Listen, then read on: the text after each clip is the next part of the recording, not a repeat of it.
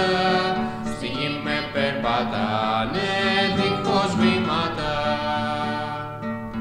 Τη χώρα που έχει το κρυμμένο θησαυρό και τα λιχνάρια, τα χαλιά τα μαγικά, τα τζίνια, τα φαντάσματα, τα ξωτικά, στη Σεχράτζα τα παραμύθια θα τα βρω.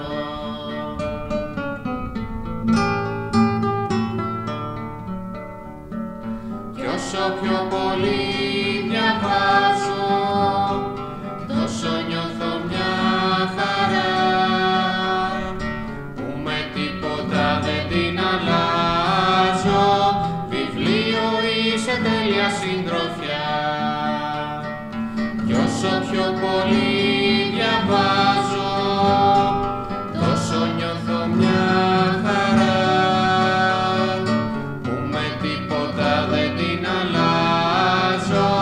Βιβλίο είσαι τέλεια συντροφιά.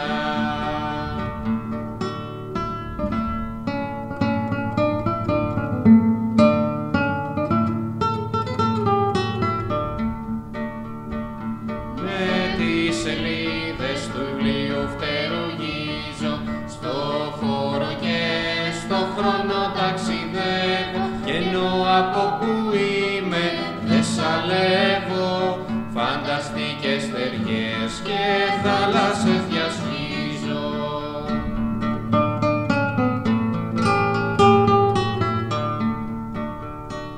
Κι όσο πιο πολύ διαβάζω, τόσο νιώθω μια χαρά, που με τίποτα δεν την αλλάζω. Βιβλίο είσαι τέλεια συντροφιά.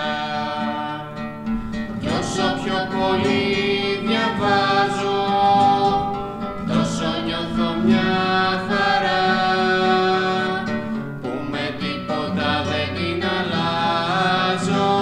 Βιβλίο είσαι τέλεια συντροφιά. Βιβλίο είσαι τέλεια συντροφιά. Βιβλίο είσαι τέλεια συντροφιά.